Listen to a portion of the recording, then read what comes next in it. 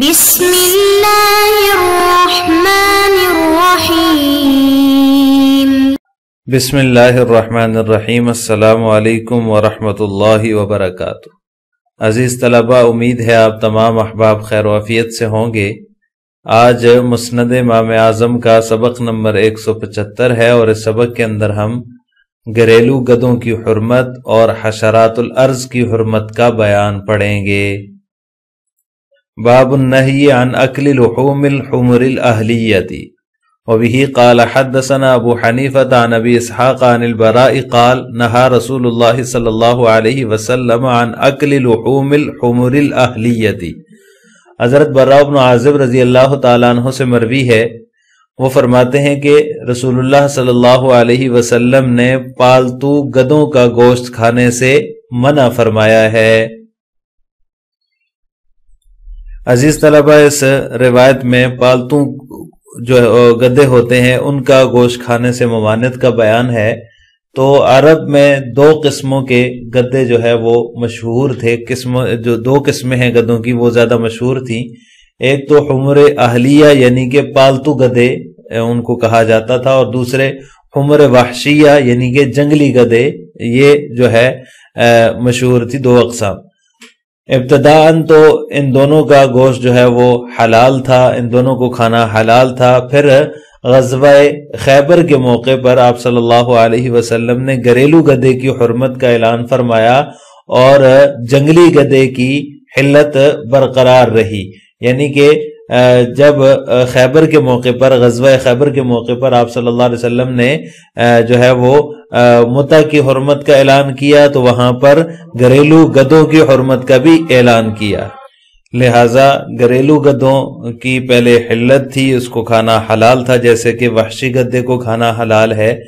تو غزوہ خیبر کے موقع پر آپ صلی اللہ علیہ وسلم نے اس کی حرمت کا اعلان فرمایا۔ یہ جو گھریلو گدے کی حرمت کی روایات ہیں، یہ صرف حضرت براء بن عازب رضی اللہ تعالیٰ عنہ سے ہی مروی نہیں ہے یہ روایت، بلکہ اس کے علاوہ 14 صحابہ کرام ایسے ہیں جن سے یہ روایات مروی ہیں، جس میں حمر اہلیہ کی حرمت کا بیان ہے۔ ان میں سب سے پہلے حضرت علی رضی اللہ تعالیٰ عنہ ہیں، حضرت براء بن عازب ہیں، حضرت عبداللہ بن عمر ہیں، حضرت عبداللہ بن ابی اوفا ہیں، حضرت ابو ثعلبہ الخشنی ہیں، حضرت عبداللہ بن عمرو ہیں، حضرت عبداللہ بن عباس، حضرت ابو سلیط انصاری، حضرت انس، حضرت ابو ہریرہ، حضرت مقدام بن معدی کرب، حضرت سلمہ بن اکوع، حضرت جابر اور حضرت خالد بن ولید رضی اللہ تعالی عنہم اجمعین۔ ان سب صحابہ کرام سے حمر اہلیہ کی حرمت کی روایات مروی ہیں، اور ان سے جو ہے وہ پالتو گدے کی حرمت کا جو ہے وہ ثبوت ملتا ہے۔ بیان النہی عن خشاش الارض وبه قال حدثنا ابو حنیفہ عن نافع عن ابن عمر رضی اللہ تعالی عنہما قال نہینا عن خشاش الارض۔ حضرت ابن عمر رضی اللہ تعالی عنہما سے مروی ہے، وہ فرماتے ہیں کہ ہمیں حشرات الارض کھانے سے منع کیا گیا ہے۔ عزیز طلبہ، اس روایت کے اندر حشرات الارض کھانے کی ممانعت ہے۔ یہ حیوانات کی اقسام میں درجہ بندی کے حساب سے تیسری قسم ہے، جس کے متعلق حدیث میں صراحت کے ساتھ حکم ہے کہ کسی قسم کے کیڑے مکوڑے کھانا حلال نہیں ہے۔ قرآن کریم میں جو ہے وہ اللہ تبارک و تعالی ارشاد فرماتے ہیں وَيُحَرِّمُ عَلَيْهِمُ الْخَبَائِثِ۔ خبائث سے مراد جو ہے وہ حشرات الارض ہیں۔ حشرات الارض حرام ہے، ان کا کھانا حلال نہیں ہے۔ یہ جو ہے وہ اس کی حرمت کی جو علت ہے وہ گندگی ہے، یعنی خبیث چیز وہ ہوتی ہے جس سے انسان کی طبیعت گن کھائے۔ تو حشرات الارض ایک ایسی چیز ہے، ایسے حیوانات ہیں جس سے انسان کی طبیعت گن کھاتی ہے، اور یہ گندگی ہے، گندے حیوانات ہیں۔ اس لیے اللہ تعالیٰ نے اس کی حرمت جو ہے وہ بندے پر فرمائی ہے کہ ایسی چیزوں کو کھانا حرام ہے۔ حشرات الارض کے زمرے میں جو بھی چیز حشرات الارض کے زمرے میں جو ہے وہ جو بھی چیز آئے، جیسے کہ سانپ ہے، بچھو ہے، چوہا ہے، اسی طرح کی اسی قسم کی ایسے کیڑے مکوڑے جتنے بھی ہیں، یہ سب حرام ہے۔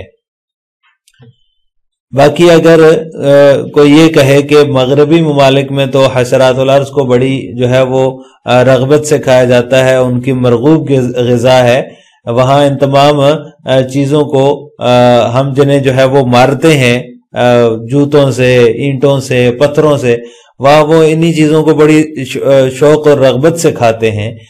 تو لہٰذا، اور دوسری بات یہ ہے کہ اب یہ چیزیں باقاعدہ سامان تجارت بھی بن چکی ہیں، جیسے کہ ہم اپنے بقرہ عید کے موقع پر جو ہے وہ بکروں کے کھال وغیرہ کا کاروبار ہوتا ہے، کھال جو ہے وہ بکتی ہے، اور بہت بڑا ایک بڑی صنعت ہے یہ، تو لہٰذا وہاں بھی یہ ایک سامان تجارت ہے اور اس کو بڑی رغبت اور شوق سے وہ کھاتے ہیں۔ تو لہٰذا یاد رکھنا چاہیے کہ معاشرے میں کسی بھی حرام چیز کا رواج ہو جانے سے اس کا حلال ہونا لازم نہیں آتا، وہ چیز حلال نہیں ہو جاتی۔ اگر وہ کھاتے ہیں رغبت اور شوق سے تو چیز تو حرام ہے۔ اللہ تعالیٰ نے واضح طور پہ فرما دیا وَيُحَرِّمُ عَلَيْهِمُ الْخَبَائِثَ، خبائث کو اللہ تعالیٰ نے حرام قرار دیا ہے، تو لہٰذا اگر وہ کھاتے ہیں اور گندی چیزوں کی طرف ان کی رغبت ہے تو اس کا یہ مطلب نہیں ہے کہ جو ہے وہ چیزیں بھی حلال ہو جائیں گی، ان کی حرمت اسی طرح جو ہے وہ برقرار رہے گی۔ وہاں تو کسی چیز کی بھی پابندی نہیں ہے، ہر چیزوں میں وہ آزاد ہیں، حلال و حرام کی کوئی تمیز ہی نہیں ہے، اور مذہب کی قید سے تو وہ ویسے بھی آزاد ہیں، لہٰذا وہ بڑی رغبت سے کھاتے ہیں ان زہریلی چیزوں کو، گندی چیزوں کو، اسی لیے وہ زہر بھی اگلتے ہیں۔ غلیظ اور گندے جانور کھا کر گندگی اور غلاظت بھی جو ہے وہ بری پڑی ان کے اندر حیوانیت کا مظاہرہ بھی کرتے ہیں۔ تو لہٰذا کسی معاشرے کے اندر اگر حرام چیز کا رواج ہو جائے تو اس سے وہ چیز حلال نہیں ہو جاتی۔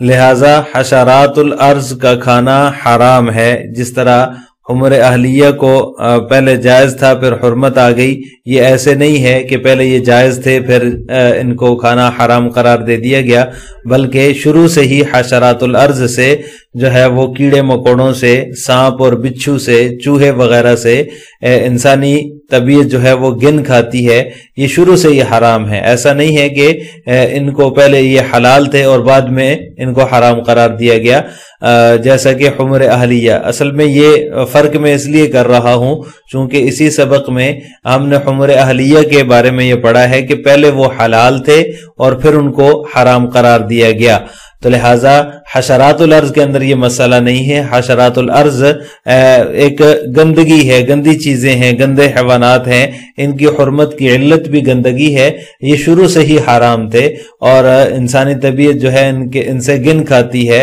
اور یہ خبائث میں ہیں، اس لیے یہ شروع سے ہی حرام ہے۔ باقی اگر مغربی ممالک میں یا چائنا وغیرہ میں لوگ ان کو رغبت سے کھاتے ہیں تو اس کا بھی جواب آ گیا کہ اگر کسی معاشرے میں گندگی کا رواج ہو جائے، کسی معاشرے میں حرام چیز کا رواج ہو جائے تو اس سے اس کا حلال ہونا لازم نہیں آتا، اس سے اس کا حلال ہونا ثابت نہیں ہوتا۔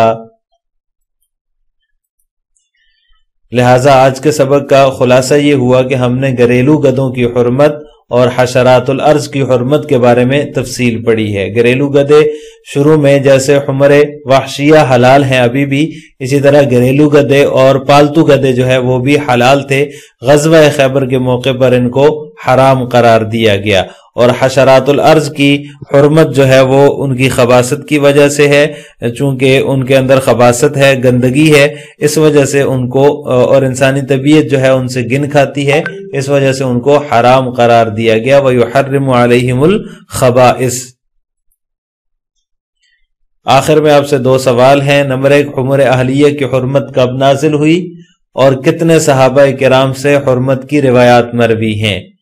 نمبر 2، کیا ہر وہ چیز جو حشرات الارض کے زمرے میں آتی ہے حرام ہے یا نہیں؟ ان دونوں سوالوں کا جواب آپ نے کمنٹ باکس میں دینا ہے۔ السلام علیکم ورحمۃ اللہ وبرکاتہ۔